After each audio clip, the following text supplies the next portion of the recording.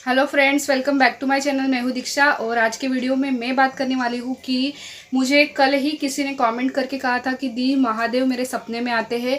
और शायद कुछ दिन पहले मुझे किसी ने कमेंट करके कहा था कि दी मुझे स्नेक बहुत ज़्यादा दिखाई दे रहे हैं।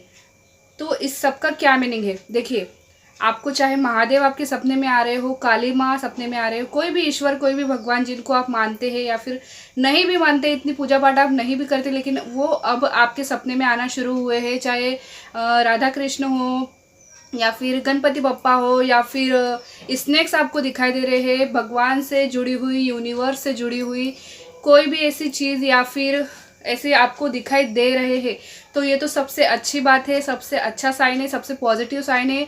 और आप बहुत ही खुशकिस्मत हो जो आपको चुना है भगवान ने, वो आपके सपने में आ रहे हैं, क्योंकि आप उनके सबसे फेवरेट चाइल्ड हो। पूरी दुनिया में ऐसा सबके साथ नहीं होता है, कुछ ही लोग दुनिया में ऐसे खास होते हैं भगवान के, जिनके सपनों में भगवान आते हैं। ठीक है, तो आपके सपनों में अगर मान लीजिए आपके सपनों में महादेव आ रहे हैं, तो अब आपको क्या करना है? अगर आपके सपनों में महादेव आ रहे हैं तो आपको महादेव की बहुत ही ज़्यादा पूजा पाठ शुरू कर देनी चाहिए। अगर आप कोई व्रत नहीं रखते हैं तो आप सोमवार का व्रत शुरू कर सकते हैं। ऐसा ज़रूरी नहीं है कि पूरा दिन भूखे ही रहा जाए, आप फरियाल वगैरह ये खा सकते हैं उपवास में, लेकिन पूजा पाठ तो आपको ज़रूर ही करनी चाहिए। ठीक है, अगर आपको स्नैक्स दिखाई दे रहे हैं, महादेव से रिलेटेड चीज़ें दिखाई दे रही है, मान लीजिए आप कहीं जा रहे हैं, कहीं पर लिखा है हर हर महादेव, किसी ने टी शर्ट पहनी हुई है उसके ऊपर लिखा हुआ है हर हर महादेव, कहीं ओम नमः शिवाय लिखा है, कहीं ओम बना हुआ दिखाई दे रहा है, तो ये चीज़ें यूं ही आपके सामने नहीं आ रही है। ये चीज़ें यूनिवर्स द्वारा, भगवान द्वारा जानबूझकर आपके सामने लाई जा रही है। आप शिव तांडव स्तोत्र जो है महादेव का, आप उसको भी चैंट कर सकते हैं या फिर उसको याद कर सकते हैं आप। मैंने भी किया था शादी से पहले, मुझे भी बार बार ऐसे इंट्यूशन आते थे, बार बार शिव तांडव स्तोत्रम के वीडियोस मेरे सामने आते थे मोबाइल में, तो मैंने भी उसको रीड करना शुरू किया था।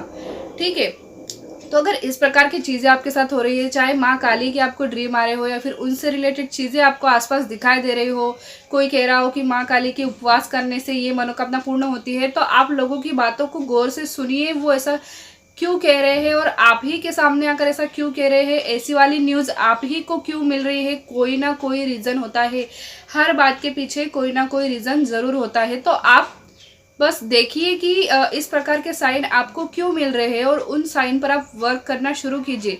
अभी आपकी लाइफ में बहुत कुछ गलत चल रहा है, मतलब कि आप विश का इंतज़ार कर रहे हैं, मैनिफेस्टेशन की जर्नी में हो और बहुत सारी नेगेटिविटी लाइफ में है, तो मैं बस यही कहूँगी कि विश का इंतज़ार करने से अच्छा है कि आप भगवान की आराधना में लग जाइए।